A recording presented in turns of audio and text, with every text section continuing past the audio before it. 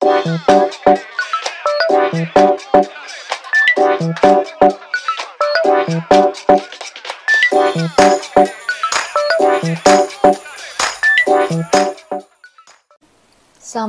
malam, Shalom, Bapak Ibu, Saudara-saudariku yang sudah bergabung di ruangan Zoom. Puji Tuhan, pada malam hari ini kita bersama-sama mau belajar ya.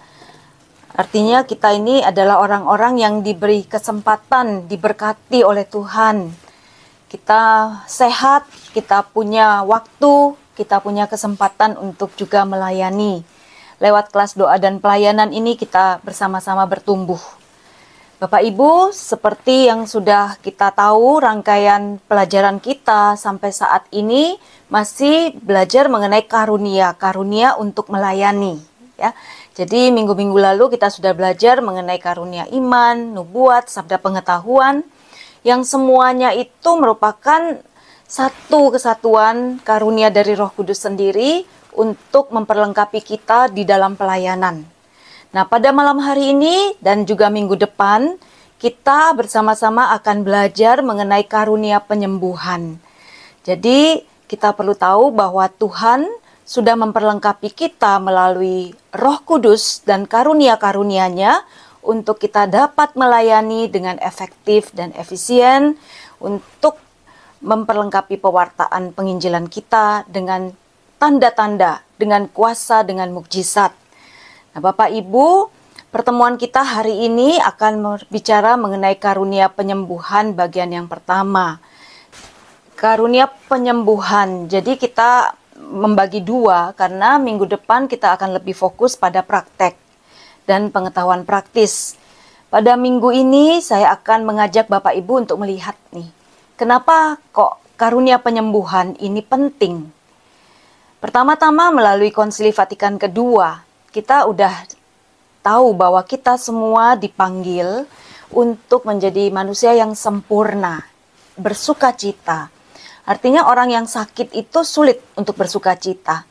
Penyembuhan itu dibutuhkan agar manusia menjadi utuh kembali. Nah, Tuhan sudah menebus kita, membebaskan kita, dan menjadikan kita utuh.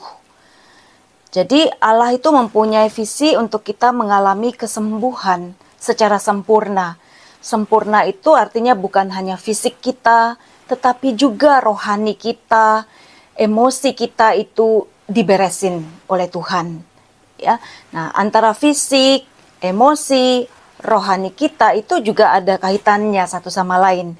Makanya kita ketika melayani doa-doa penyembuhan fisik itu juga sebenarnya tujuannya supaya kita sampai pada mengalami cinta kasih Tuhan, terus bisa bersyukur dan memuliakan Tuhan, ya. Jadi kita orang-orang yang saat ini dipanggil untuk melayani nanti dalam doa-doa penyembuhan, kita perlu mengantar orang-orang yang kita layani untuk sampai pada cinta Tuhan, pada memuliakan nama Tuhan lewat kesembuhan yang mereka alami dalam pelayanan kita. Nah, Paus Benediktus mengatakan, iman kita itu adalah iman yang menyembuhkan. Jadi di dalam gereja Katolik, tradisi penyembuhan itu sudah berlangsung dari dahulu dan saat ini pun diakui bahwa penyembuhan itu diperlukan agar kita sungguh-sungguh menjadi manusia yang utuh dan dapat melakukan aktivitas kita, bekerja, memuliakan nama Tuhan. Begitu ya. Nah, jadi tradisi penyembuhan itu sudah ada dalam gereja Katolik. Jadi kita nggak usah ragu-ragu bahwa karunia ini memang diakui dan ada di dalam gereja.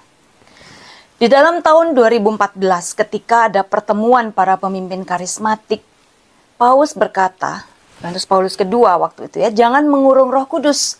Biarkan Roh Kudus itu berlari, melakukan apa yang Roh Kudus mau di dalam diri kita.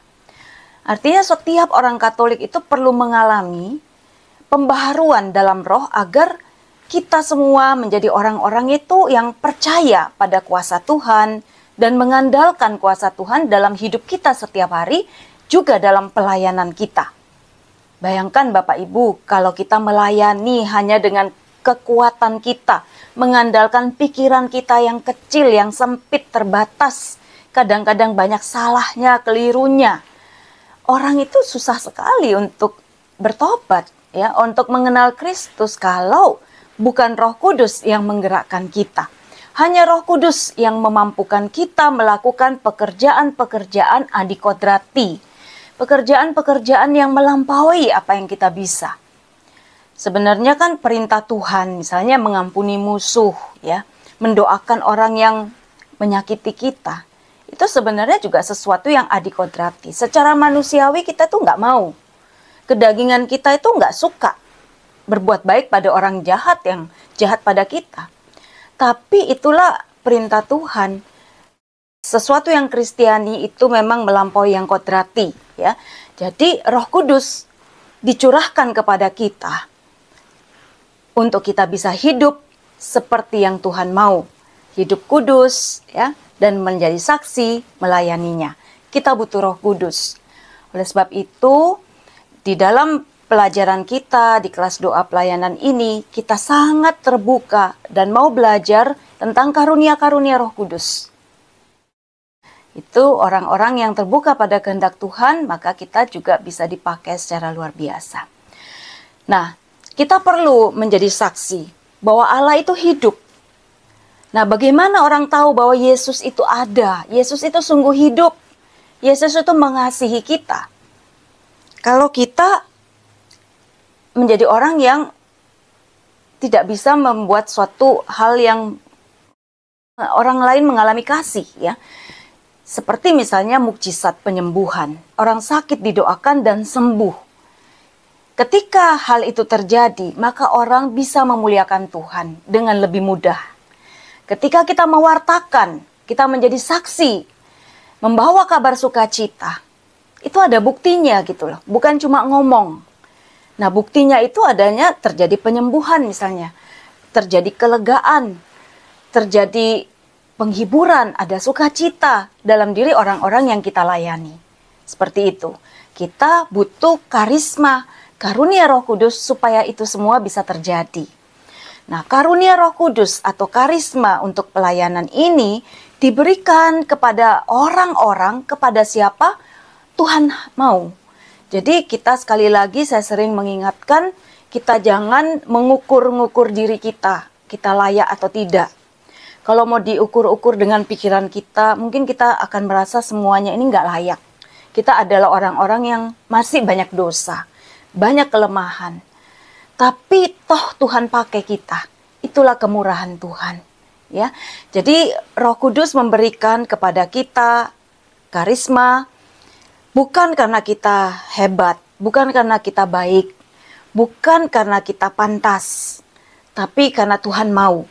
Dia pilih kita. Oleh sebab itu ketika kita ada di sini, di kelas ini, saya yakin ini juga karena Tuhan memilih kita untuk ada di sini dan belajar bersama. Nah, sebaliknya kita juga nggak usah merasa kita hebat ya, kalau kita menerima pelayanan-pelayanan dan diberi kesempatan berdoa untuk orang lain, ya itu kita harus syukuri. Tapi sekali lagi, karunia Roh Kudus bukan diberikan karena kita pantas. Tapi di sisi lain juga, kalau kita merasa tidak mampu, tidak layak, itu bukan berarti kita nggak bisa dipakai. Karena Tuhan juga, memang kalau Dia mau, Dia akan kasih. Bukan tergantung kita pantas, kita layak atau tidak. Seperti itu. Memang sebaiknya ketika kita ada di dalam pelayanan, kita juga hidup kudus. Artinya apa? Kita mengarahkan hidup kita kepada Tuhan. Memang kita tiap hari kerja, kita tiap hari juga misalnya ngurusin anak, ngurusin keluarga, cari uang. Tapi kita tahu bahwa tujuan kita nanti semuanya adalah untuk melakukan apa yang Tuhan mau. Itu yang namanya hidup kudus ya. Kita mau mengarahkan hidup kita kepada apa yang Tuhan mau. Nah, biasanya kita itu ada yang membatasi karunia Tuhan. Aku nggak mau bahasa roh. Aku nggak mau yang mukjizat hebat-hebat. Nanti aku dianggap mengada-ada. Atau nanti aku takutnya dianggap sombong. Nah, misalnya seperti itu. Atau aku mungkin dianggap sok suci. Itu namanya kita membatasi karya Tuhan. Karena apa? Tuhan itu begitu kaya, begitu besar, begitu luar biasa, hebat. Jadi kalau dia mau berikan kepada kita, apapun yang dia mau, kita terima aja ya. Jadi nggak usah dibatasi. Tuhan, aku mau ini, aku nggak mau ini. Biarkan Roh Kudus yang menentukan dia mau kasih kita apa. Itu namanya kita hidup dibimbing oleh Roh Kudus. Bukannya kita yang membimbing Roh Kudus untuk hidup kita. Ya, jadi jangan dibalik. Kita yang mau supaya hidup kita sepenuhnya dibimbing oleh Roh Kudus. Jadi terserah Roh Kudus nanti mau kasih aku karunia nubuat, pakai aku untuk menyampaikan sabda pengetahuan, atau berdoa untuk penyembuhan. Itu sepenuhnya hak Tuhan, ya, bukan hak kita untuk membatas-batasi. Nah, tapi di sisi lain ada juga orang yang terlalu menekankan, aku pokoknya mengejar karunia, ya. Mungkin tanpa kita sadari kita kepengen kelihatan hebat, pengen dianggap sakti. Itu bisa jadi sehingga kita itu belajar tujuannya, nanti kalau aku udah bisa ini itu, kan aku nanti jadi terkenal. Misalnya begitu. Itu juga tidak boleh, ya. Karena apa? Karunia ini bukan punya kita. Ini seperti dipinjamkan aja oleh Roh Kudus sesaat. Itu yang disebut urapan, ya. Pada waktu kita pakai, pada waktu ada orang butuh, maka Tuhan melewatkan karunia-Nya itu kepada kita untuk kepentingan orang yang kita layani. Seperti itu, ya. Jadi ada orang sakit minta didoakan.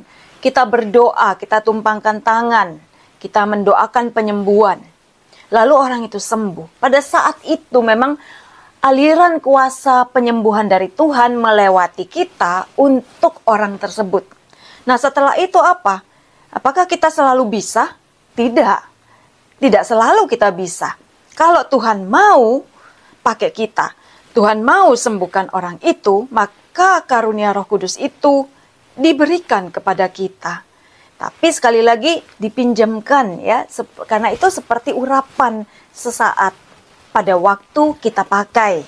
Makanya Bapak Ibu, kalau kita udah belajar nih karunia iman, mukjizat, nubuat, sabda pengetahuan, tafsiran apapun, termasuk penyembuhan ini, tapi kita tidak mau bergerak, kita tidak mau melangkah di dalam iman, melakukannya, mendoakan orang, tidak mau menyampaikan ketika kita menerima nubuat, maka kita nggak akan berkembang. Kita nggak akan pernah tahu bahwa Tuhan itu pakai kita. Tapi ketika kita mau melangkah di dalam iman, baru di situ kita bisa lihat, oh ternyata seperti ini ya. Kalau Tuhan sedang bekerja melalui aku untuk orang lain. Nah, makanya dibutuhkan sekali melangkah dalam iman. Jadi kalau orang tanya seberapa besar iman kita, nggak bisa kita ngomong apapun. Karena iman itu nggak tergantung kita merasa iman kita sedang besar apa sedang kecil. Itu bukan iman, itu perasaan kita aja. Tapi iman hanya bisa ditunjukkan ketika kita melakukan perbuatan, tindakan. Kita mau mendoakan orang. Di situ kita bisa lihat karya Tuhan, iman kita diwujudkan. Ya, seperti itu. Memang untuk karunia penyembuhan batin, misalnya kita berdoa untuk penyembuhan batin, mungkin banyak orang yang berani, ya, karena nggak kelihatan langsung nih orangnya sembuh atau enggak, paling dia merasa ada kelegaan, mengalami kasih, itu juga proses penyembuhan atau penyembuhan, ya. Tapi kalau orang sakit lumpuh suruh jalan, orang yang sakit tumor segede bola tenis di leher, minta disembuhkan. Mungkin banyak dari kita, peserta kelas DP ini, bilang jangan saya. Nanti kalau nggak terjadi apa-apa, saya kan malu sebagai murid DP, udah belajar kok nggak bisa. Nah, biasanya kita itu berpikir seperti itu. Karena apa? Aku merasa imanku ini belum cukup. Aku masih baru belajar. Aku punya iman hanya kecil. Merasa kecil sekali. Yang takut, yang besar itu takutnya. Yang kita rasa besar itu khawatir dan rasa malu. Ya kan, kalau nggak terjadi penyembuhan. Padahal firman Tuhan udah jelas-jelas. Kalau kamu punya iman sebesar biji sesawi, apa dia bilang? Kamu bisa pindahkan gunung. Gunung penyakit, gunung masalah. Tuhan bilang apa? Tapi sering kita balik. Tuhan, aku mau punya iman rasanya sebesar gunung dulu, baru mindahin sakit panu misalnya, yang kecil, ya kan? Atau sakit bisul, kita maunya gitu. Tapi itu nggak bisa, Tuhan udah tahu, kita tuh selalu merasa iman kita kecil. Makanya dia bilang, bertindaklah dengan iman yang sebesar biji sesawi itu. Nah, seperti itu Bapak Ibu ya. Jadi iman itu bukan soal kita merasa lagi besar atau lagi kecil imannya. Selalu kita merasa kita nggak cukup beriman. Tapi dengan iman yang kecil itu, rasanya kecil, kita bertindak. Termasuk di dalam mendoakan doa-doa penyembuhan. Seperti itu ya.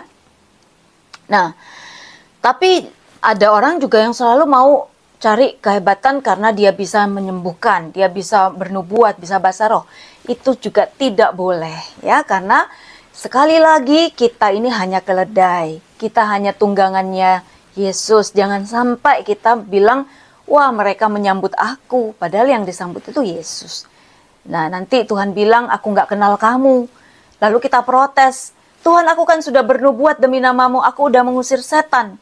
Tapi Tuhan bilang, aku nggak kenal kamu. Karena apa? Karena kita bukan melakukan apa yang Tuhan mau, tapi melakukan apa yang kita mau. Cari pujian. Nah itu salah, tidak boleh ya. Baik, jadi ini kita diminta untuk bertindak dengan iman. Jangan hanya mau main-main di empang yang pendek, ya, di mana kita masih bisa berjalan, menapak. Tapi kita harus mau dibimbing Roh Kudus. Seperti Yehezkiel 47, dikatakan ada air yang mengalir dari bait suci. Pertama-tama air itu memenuhi sebatas mata kaki, sebetis, selutut, sepinggang. Itu kita masih bisa jalan. Ya, kalau kita disuruh WL, oh bisa aku nyanyi. Oke, disuruh ngajar, oh bisa, aku biasa udah ngajar. Terus disuruh apa lagi nih? Bersaksi, oh bisa, aku bisa ngomong. Disuruh bernubuat, oh udah biasa, Tuhan kasih. Disuruh mendoakan orang kanker stadium 4, waduh saya belum pernah. Itu namanya kita sudah nggak napak di tanah kaki kita. Jadi kalau air itu udah tertinggi kepala, kita tuh hanya bisa berenang ya. Kita hanya bisa mengandalkan Roh Kudus, kita bisa berjalan di dalam iman. Makanya Bapak Ibu yang ada di kelas doa pelayanan ini, kalau dikasih tugas yang tidak biasa kita lakukan, artinya tugas baru, disitulah iman kita tumbuh. Karena kita harus belajar lagi. Kita mengandalkan kuasa Tuhan, karena kita belum bisa. Nah, jadi Bapak Ibu jangan menolak pelayanan ya. Saya dulu masih sering nolak pelayanan karena saya kadang-kadang masih sering kali ngomel ya kalau ada hal-hal yang saya nggak suka. Itu kejadian udah lama. Tapi Tuhan ingatkan saya melalui satu kejadian, pernah ada benjolan di leher saya 3. Terus saya periksa ke dokter, disuruh biopsi. Saya doa terus karena saya takut banget. Barusan belum lama waktu itu ada teman saya tuh meninggal karena kanker kelenjar getah bening. Terus saya doa dan minta doa kepada para romo, suster. Akhirnya ternyata saya periksa lagi 1 bulan tuh bersih gitu. Dah waktu saya dinyatakan bersih, tidak ada masalah. Waduh, saya tuh masuk ruang adorasi dan saya bilang sama Tuhan, terima kasih Tuhan. Kalau aku sehat adalah untuk melayanimu. Dan aku janji Tuhan, aku nggak mau lagi, tidak mau lagi ngomel kalau melayani. Nah sejak itu saya tidak ngomel dan saya lebih ada sukacita. Ya, jadi saya bersyukur ketika Tuhan pakai, Tuhan juga perlengkapi. Makanya Bapak Ibu, ketika ada pelayanan-pelayanan yang rasanya di luar kemampuan kita, disitulah pekerjaan Tuhan berlangsung, ya, bukan pekerjaan manusia. Baik, jadi kadang-kadang yang membuat kita itu enggan untuk mendoakan doa penyembuhan fisik khususnya, karena kelihatan hasilnya. Pusing, habis didoakan sembuh, ya kan? Itu kan kelihatan. Dirasakan langsung oleh orang yang didoakan. Nah, tapi itu yang seringkali membuat kita ragu-ragu, takut, malu. kalau tidak kejadian apa-apa, kalau tidak sembuh. Itu berkaitan dengan reputasiku sebagai seorang pelayan, seorang pendoa. Nanti dikira aku ini tidak ada Roh Kudusnya, kalau nggak terjadi penyembuhan, dan seterusnya. Itu pikiran-pikiran kita yang membuat kita tuh ragu untuk mendoakan doa penyembuhan fisik. Tapi Bapak Ibu bayangkan, kalau yang sakit itu misalnya anak kita, atau yang sakit itu diri kita sendiri. Nah, pasti kita itu pengen sembuh. Jadi ketika ada orang datang kepada kita dan minta didoakan untuk penyembuhan, mereka itu sebenarnya sangat pengen sembuh. Betul ya? Siapa sih yang di sini mau sakit terus nggak mau sembuh? Nggak ada Bapak Ibu. Kecuali ada juga mungkin yang sakitnya biasa-biasa. Kalau sakit itu dia diperhatikan suami, mungkin cari perhatian. Ya mungkin dia merasa, ya udahlah aku sakit aja terus deh. Supaya diperhatikan. Mungkin ada seperti itu ya. Itu lain masalah. Kalau orang seperti itu juga nggak usah didoakan penyembuhan. Karena dia nggak mau sembuh. Ya kan? Nah, tapi intinya semua orang itu mau sembuh. Nah, ketika kita itu punya kasih, maka kita mau doain dia. Kita mau menolong dia untuk lepas dari penderitaannya. Jadi kita harus punya kasih yang besar untuk kita bisa mendoakan penyembuhan. Oke, jadi pikiran kita akan reputasi kita ganti dengan kasih yang lebih besar.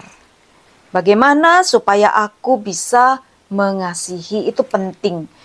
Jadi bayangin, yang datang kepada kita itu sebenarnya bukan karena semata-mata dia mau coba-coba kita, tapi memang dia butuh disembuhkan. Dan kalau dia datang pada kita, berarti memang sebenarnya dia percaya sama kita, bisa mendoakan dia. Kalau dia percaya, sebenarnya Tuhan yang lebih dahulu percaya sama kita bahwa untuk mendoakan doa penyembuhan. Setuju ya? Yang setuju boleh angkat jempol. Nah, ya kan? Jadi kalau Bapak Ibu dimintai tolong mendoakan orang sakit, pertama-tama harus bersyukur Bapak Ibu dipercaya. Tuhan percaya pada kita untuk berdoa bagi orang yang sakit. Dan ingat, ketika kita dipanggil untuk mendoakan orang sakit, itu bukan karena kita yang bisa. Kita ini bukan dokter kok. Ya kan? Kecuali yang dokter dengan obat, dengan diagnosa yang tepat, sudah belajar, bisa memang. Tapi sampai batas tertentu juga nggak bisa. Nggak semua penyakit bisa disembuhkan juga dengan pengobatan medis. Tapi yang kita yang orang yang nggak belajar apa-apa, nggak belajar ini, tapi orang minta didoakan, berarti mereka percaya pada kuasa Tuhan. Ya, yang ada, yang dipercaya ada bahwa kita dipakai. Begitu. Nah, setuju ya? Baik, jadi Yesus itu menyembuhkan dalam kuasa Roh Kudus. Ini, jadi kita jangan sampai mau bertindak menyembuhkan orang dengan kemampuan kita. Nggak mungkin. Dengan kuasa Roh Kudus, Yesus aja juga dalam kuasa Roh Kudus. Ketika dia memulai pelayanannya, ya dia sudah berdoa, berpuasa, dan di dalam kuasa Roh Kudus dia memulai pelayanannya.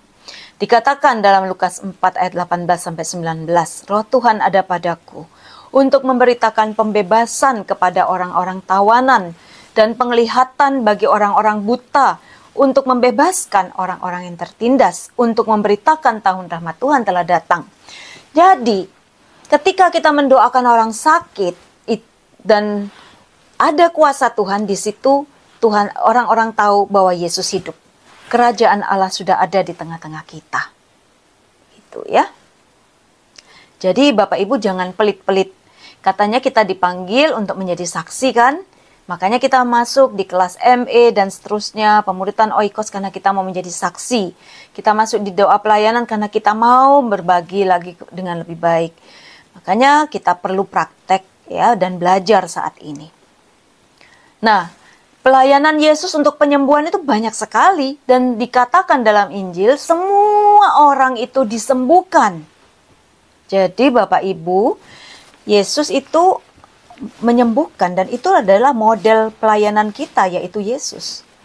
Yesus itu mengikuti bimbingan Roh Kudus. Ketika ada orang yang lumpuh, dia katakan bangkitlah, angkatlah tilammu dan pulanglah. Matius 9 ayat 6, Lukas 5 ayat 24. Orang lumpuh itu bangkit. Ya, Yesus menyembuhkan. Kemudian pelayanan yang lain, Yesus memberi perintah kepada orang kusta dalam Lukas 5 ayat 13 dan seterusnya yang lain. Aku mau, jadilah engkau tahir. Tuhan cuma ngomong gitu, sembuh, ya, dalam perkataan. Dan jangan lupa Bapak Ibu, Tuhan mengatakan kamu pun akan melakukan pekerjaan-pekerjaan seperti yang aku lakukan.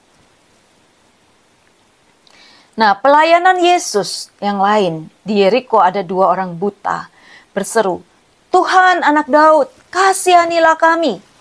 Yesus memanggil mereka dan berkata, apa yang kamu kehendaki supaya aku perbuat bagimu? Jawab mereka, supaya kami dapat melihat. Jadi kita juga kalau minta sama Tuhan itu harus jelas ya Bapak Ibu ya. Artinya begini, kau mau apa? Aku mau supaya bisa melayani, mendoakan orang yang sakit bisa sembuh. Bapak Ibu bisa minta itu. Jelas mintanya. Supaya ketika kita menerima, kita tahu ini adalah pengabulan doa kita. Tuhan mendengar doa kita. Setuju ya? Maka tergeraklah hati Yesus oleh belas kasihan. Jadi kalau kita minta dan kita lagi butuh, apalagi kita misalnya butuh itu untuk sesuatu yang baik, misalnya untuk mendoakan orang supaya sembuh, itu kan baik. Kita bisa minta. Tuhan beri aku karunia penyembuhan. Beri aku urapan supaya aku bisa berdoa dan orang lain menjadi sembuh. Setuju Bapak Ibu ya? Nah, jadi Tuhan tergerak hatinya oleh belas kasihan kalau kita tuh minta. Ia menjamah mata mereka dan seketika itu juga melihat lalu mengikuti dia. Dan ini penting kata mengikuti dia. Artinya setelah orang itu sembuh, dia harus ikut Tuhan. Itu tujuan kita. Setuju ya Bapak Ibu ya? Jadi kalau kita nanti dipakai Tuhan untuk mendoakan penyembuhan, tujuan akhirnya supaya mereka jadi murid Kristus. Seperti itu. Ya. Kemudian Yesus juga mendoakan penyembuhan di Betsaida. Orang membawa kepadanya seorang buta dan mereka memohon agar ia menjamah. Namun Yesus memegang tangan orang buta itu, membawa dia keluar kampung. Dikatakan bahwa waktu itu ada tafsiran yang mengatakan, kenapa kok Yesus itu membawa orang itu keluar kampung, lalu menyembuhkan dia di luar kampung. Yang meludahi mata orang itu dan meletakkan tangan atasnya dan sembuh. Kenapa kok dia dibawa keluar kampung? Kadang-kadang kita perlu memisahkan orang itu dari lingkungannya yang nggak percaya. Ya, kadang ada tafsiran dari kitab suci yang mengatakan, oh orang-orang sekampungnya itu mempunyai pengaruh ya, membuat dia tuh imannya melemah dan seterusnya. Jadi dibawa keluar, kita pisahkan, kita doakan ya. Kadang-kadang bisa seperti itu. Nah, pelayanan yang lain, Yesus menyembuhkan seorang yang buta sejak lahir, meludah ke tanah, mengaduk ludahnya dengan tanah, mengoleskan pada mata orang buta, lalu berkata, pergilah, basuhlah dirimu dalam kolam Siloam. Orang itu kembali dengan mata sudah melek. Jadi kita lihat, pelayanan yang Yesus itu kan penyembuhan tapi caranya beda-beda. Ada yang cuma ngomong sembuh, ada yang dijamah, ada yang dimasukin jarinya ke telinga, ada yang dioleskan campuran dari tanah dan seterusnya. Ya ini zaman dulu kan, zaman dulu itu belum ada obat tetes mata kan. Jadi cara Tuhan Yesus itu ya dengan menggunakan apa yang ada di sekitarnya. Nah, lalu disuruh mandi ke kolam Siloam. Kita lihat Roh Kudus membimbing Yesus. Ya. Kemudian orang membawa kepadanya seorang tuli dan gagap dan memohon kepadanya supaya ia meletakkan tangannya atas orang itu. Jadi orang-orang bilang kepada Yesus, Tuhan, letakkan tanganmu atas orang tuli dan gagap ini supaya dia sembuh. Kita pikir itu cara yang paling benar. Tapi Yesus memasukkan jarinya ke dalam telinga orang itu, lalu ia meludah dan meraba lidah orang itu. Kemudian sambil menengadah ke langit, Yesus menarik nafas dan berkata, Efata, artinya terbukalah. Jadi kita nggak usah ngatur Yesus, tapi Yesus yang membimbing kita. Kalau kita berdoa, pelayanan ya. Kemudian yang lainnya, Pada saat dalam Lukas 7 ayat 21 sampai 22. Pada saat itu Yesus menyembuhkan banyak orang dari segala penyakit dan penderitaan dan dari roh-roh jahat. Dan ia mengaruniakan penglihatan kepada banyak orang buta. Kita lihat di sini ya, banyak penyembuhan terjadi. Dan karya Tuhan, Roh Kudus sampai saat ini juga sebenarnya sedang terjadi atas kita untuk penyembuhan. Dan Yesus menjawab mereka, "Pergilah dan katakanlah kepada Yohanes apa yang kamu lihat dan kamu dengar. Orang buta melihat, orang lumpuh berjalan, orang kusta menjadi tahir, orang tuli mendengar, orang mati dibangkitkan." Orang mati dibangkitkan. Di dalam gereja Katolik juga ada 400 kisah orang mati dibangkitkan oleh para santo santa. Ada bukunya ya. Jadi zaman sekarang karunia penyembuhan itu juga masih sangat dibutuhkan. Banyak orang sakit yang mungkin kalau nggak punya BPJS, nggak punya asuransi, mereka juga harus jual rumah, jual tanah untuk berobat.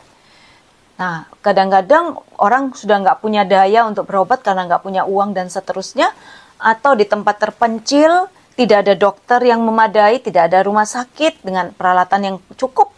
Di situ mereka sangat dibutuhkan penyembuhan dari Tuhan, ya. Nah, jadi karunia penyembuhan ini sangat dibutuhkan.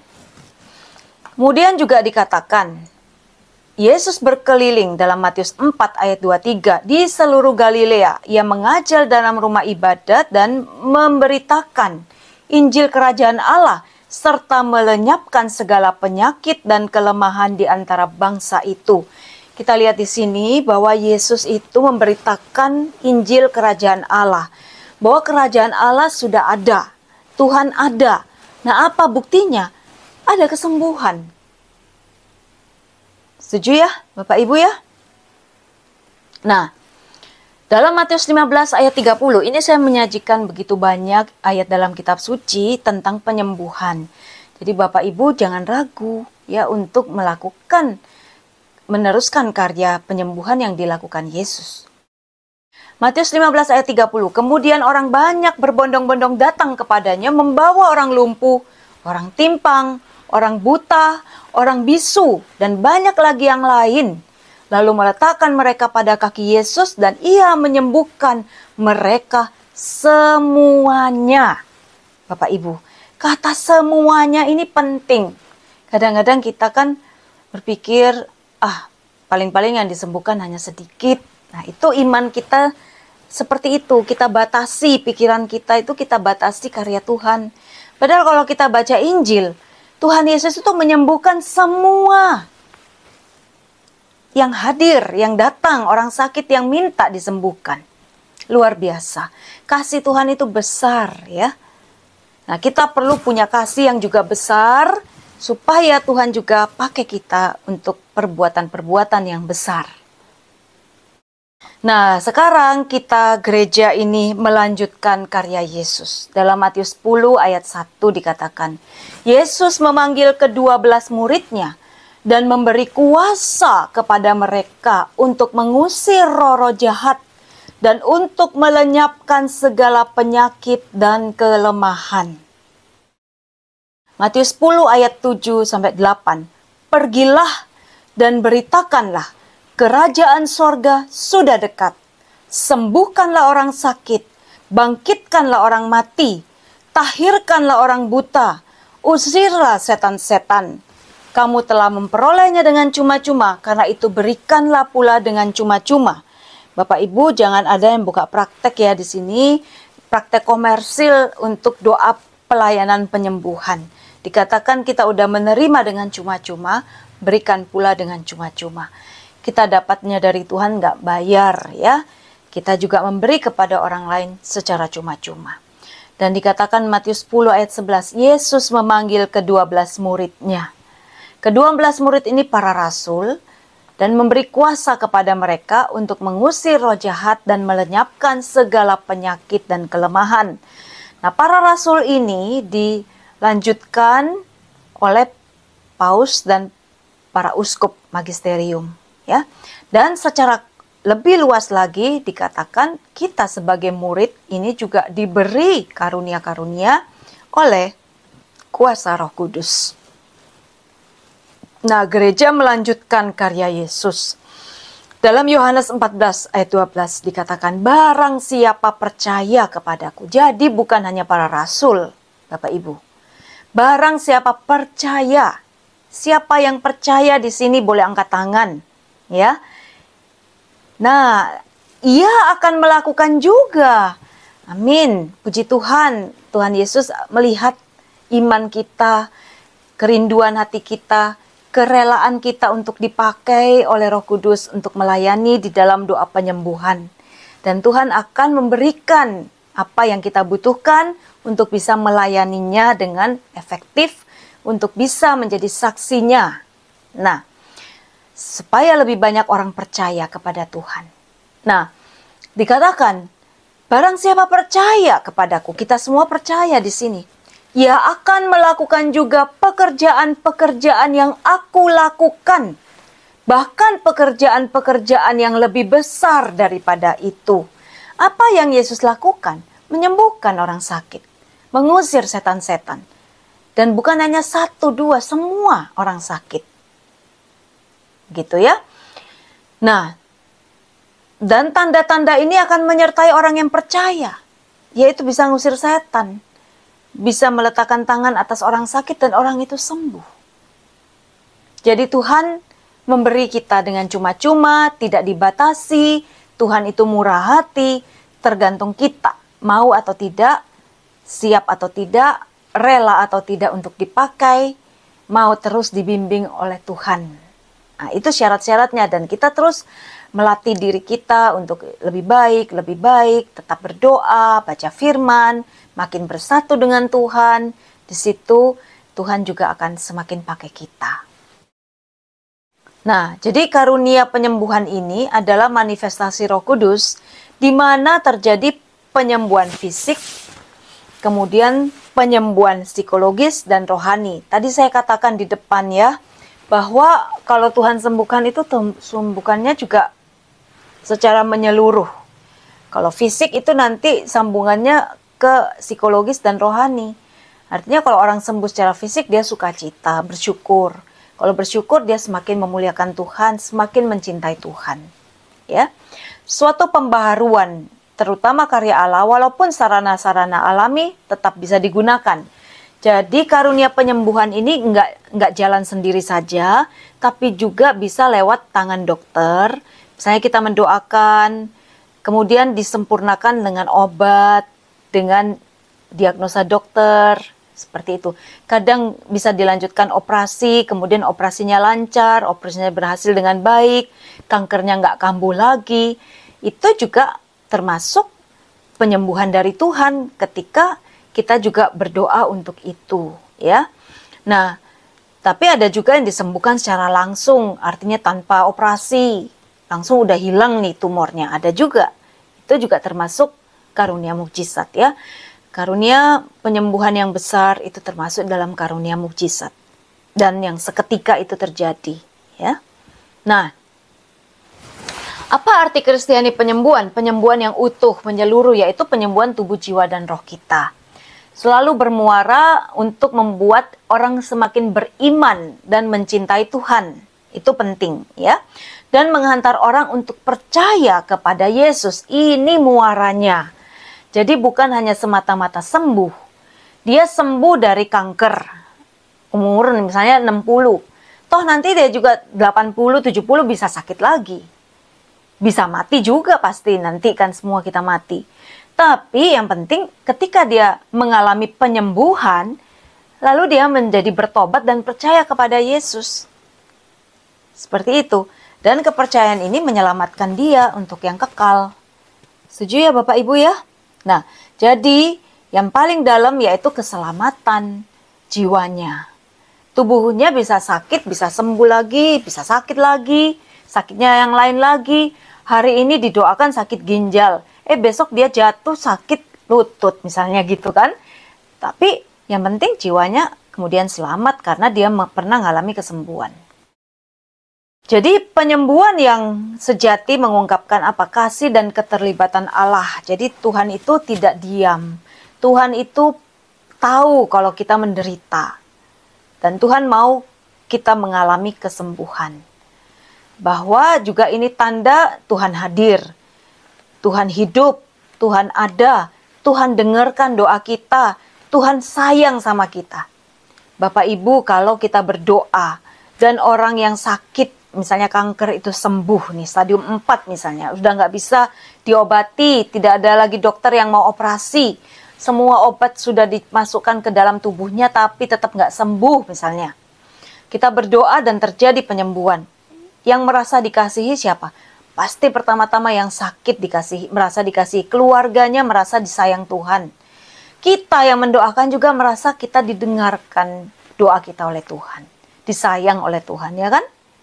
Nah, baik, sekarang kita akan lihat ini sebagai persiapan untuk kita minggu depan untuk melihat ada 4 jenis penyakit dan penyembuhannya. Pertama, orang yang sakit rohani, itu karena biasanya dosa. Biasanya dia itu tidak mau bertobat. Misalnya dia tuh suka menipu, ya. Nipu, otomatis dia nggak tenang kan. Dia suka mencaci maki orang lain, misalnya otomatis dia sendiri tuh gelisah sebenarnya hatinya. Dia melakukan dosa-dosa yang lain lah, aborsi lah misalnya. Dia merasa pasti ada rasa bersalah. Nah, itu bisa membuat dia itu nggak tenang, gelisah hidupnya, jauh hubungannya dari Tuhan, merasa nggak berani datang sama Tuhan, nggak pantas. Oleh sebab itu, untuk sembuh butuh pertobatan dan kemudian dilanjutkan pengakuan dosa untuk dosa-dosa yang besar, ya. Dan dosa-dosa kecil pun, ya kalau banyak itu juga jadi besar ya. Kalau sering kali kita ulang-ulangi terus, bohong kecil, bohong agak besar, bohong lebih besar, lebih berani lagi. Nah, ya butuh pengakuan dosa, ya. Atau kita juga bisa menggunakan sarana lain dengan konseling dan bimbingan rohani. Supaya tidak lagi jatuh dalam dosa. Kadang-kadang kalau cuma pengakuan dosa, tok udah selesai diampuni dosanya, lain kali dosa lagi gitu. Tapi kalau dia udah konseling dan terima bimbingan rohani, tahu kalau dosa itu sebenarnya melukai hatinya juga selain hati Tuhan. Jadi lebih mikir-mikir lagi kalau mau buat dosa itu nggak segampang itu gitu.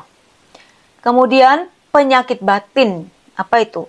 Gangguan emosional atau luka batin. Ini bisa disebabkan karena orang lain yang melukai kita, misalnya kita difitnah, kita dihianati, kita ditipu, kita dicaci, kita dikata-katain, kita disalah mengerti dan lain sebagainya, itu bisa membuat batin kita sakit, ya. Nah, kita perlu doa penyembuhan batin, perlu juga mengampuni orang yang bersalah, ya. Kita juga perlu pengakuan dosa. Loh, kenapa kok perlu pengakuan dosa kalau orang lain yang salah sama aku? Ya mungkin karena kita udah benci dia lama, kita udah marah sama dia, kita udah nggak mau ketemu dia. Pokoknya kalau ada dia aku nggak mau datang ke gereja misalnya. Jadi kita perlu pengakuan dosa juga karena kita sudah membenci orang itu misalnya. Dan kita perlu konseling kejiwaan juga, artinya apa? Ya supaya kita memang betul-betul tuntas. Bukan hanya ngomong ngampuni di mulut, tapi hati kita masih ngerundel. Tapi kita betul-betul juga dibebaskan dari rasa sakit hati, ya kan? Kemudian ada penyakit fisik atau alami, misalnya orang kecelakaan, orang flu, orang kena tumor. Nah, ya tumor ini juga bisa disebabkan ya sakit batin juga bisa, ya. Banyak orang kanker itu sembuh setelah dia ngampuni loh. Jadi ibu bapak jangan terlalu bangga ya kalau nyimpen dosanya orang. Jangan terlalu bangga kalau merasa aku nggak mau ngampuni dia. Lah kok enak? Dianya judes, dia nggak pernah sadar, dia nggak pernah minta maaf sama aku. Lah ngapain aku ngampunin dia? Nah, itu ibu bapak jangan bangga. Yang sakit itu kita ya. Kalau nyimpen dosanya orang. Bisa jadi macam-macam, bisa jadi insomnia, bisa jadi tumor, bisa jadi melemahkan daya tahan tubuh. Nah, kita kalau penyakit fisik ini bisa didoakan penyembuhan fisik yang nanti kita akan belajar minggu depan, cara-cara mendoakannya. Kemudian juga perlu minta pengurapan sakramen orang sakit ya, untuk orang yang sakit bisa sembuh. Bapak Ibu kan sakramen orang sakit itu bukan untuk orang yang mau mati ya. Saya beberapa kali diminta pelayanan dan ternyata orang yang diberi sakramen perminyakan itu malah sehat. Ada seorang bayi yang baru lahir beberapa hari itu sudah sangat kuning dan betul-betul kayaknya sudah nggak ada harapan hidup. Sehingga orang tuanya itu minta tolong saya carikan pastor untuk membaptis anak itu dan mendoakan. Nah, setelah dibaptis dan diberi sakramen perminyakan juga, itu sembuh anak itu sampai sekarang sudah besar, ya.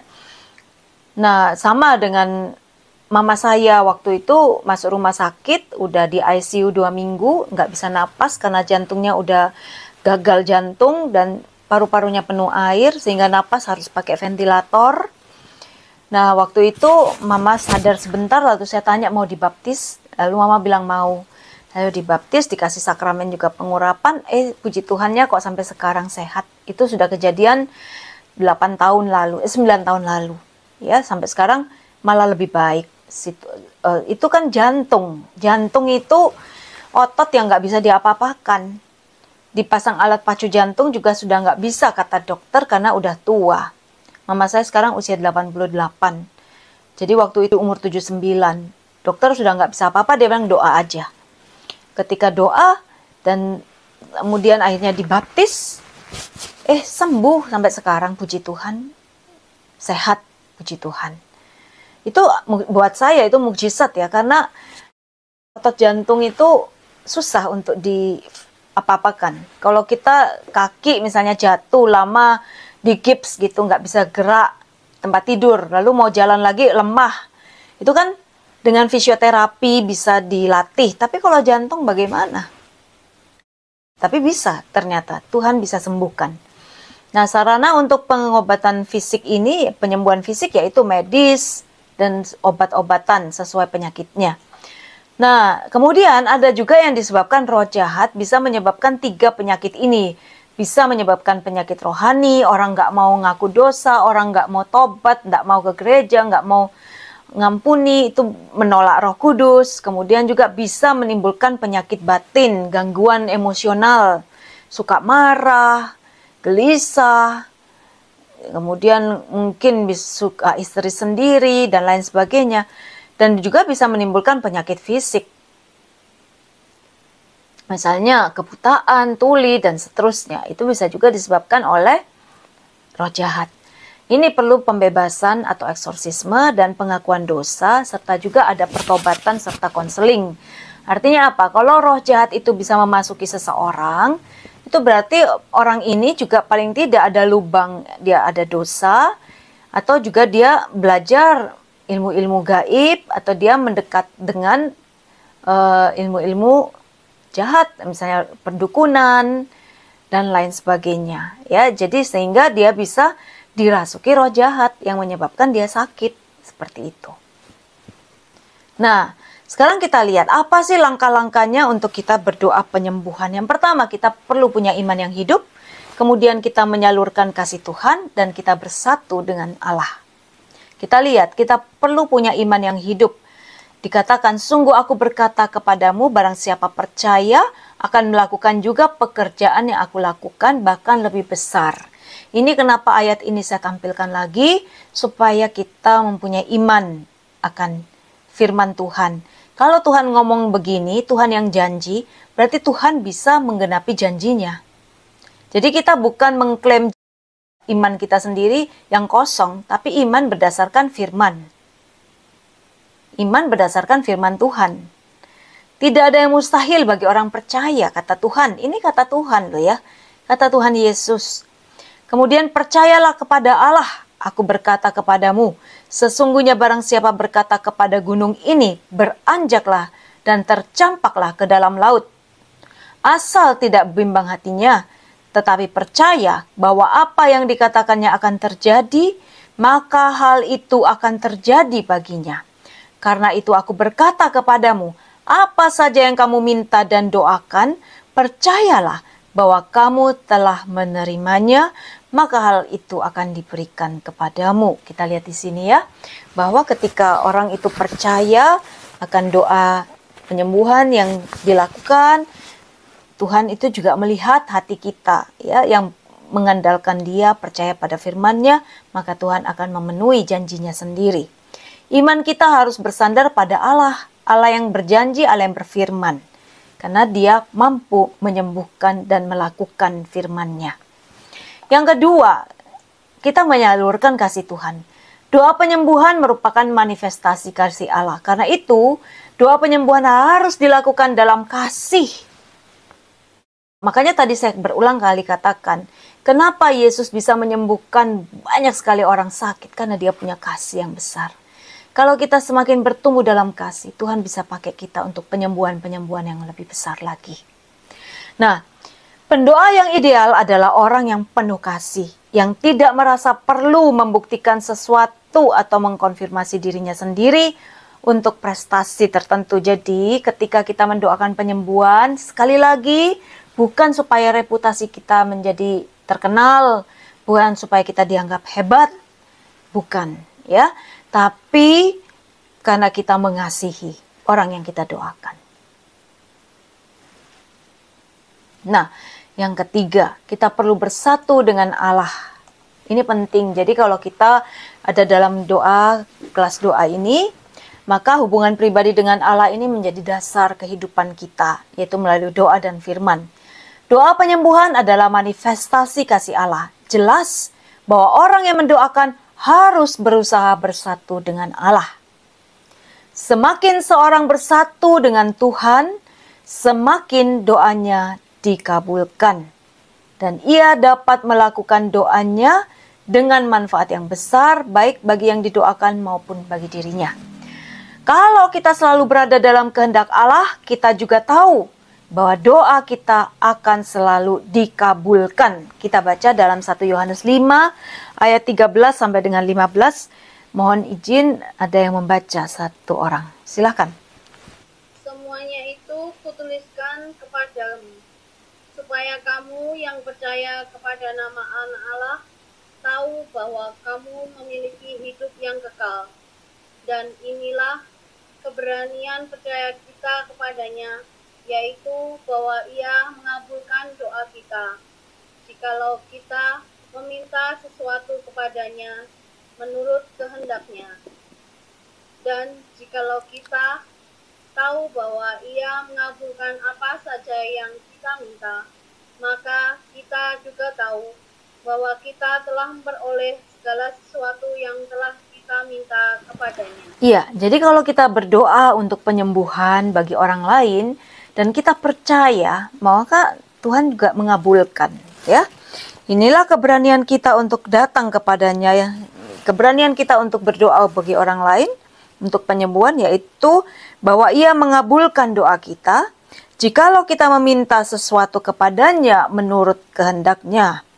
Jikalau kita tahu bahwa Ia mengabulkan apa saja yang kita minta, kita juga tahu bahwa kita telah memperolehnya. Jadi mendoakan orang sakit itu sesuai kehendak Tuhan atau tidak? Sesuai, ya. Karena membuat orang lain percaya pada kuasa Tuhan dan bisa semakin beriman. Maka Tuhan akan kabulkan doa kita.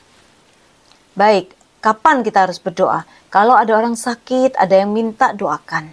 Ya, jangan ditolak. Kita harus minta ampun. Tuhan, ampuni aku karena imanku kecil sehingga aku nggak berani doain orang. Jangan ditolak lagi kalau ada yang minta. Kalau ada dorongan, tapi kita perlu sungguh-sungguh menguji betul nggak dorongan dari Tuhan. Dan kita dapat berdoa sesuai dengan kebutuhan setempat. Ya, orang yang kalau ada orang sakit dan butuh didoakan, kita bisa mendoakan. Nah, aplikasinya kapan nih?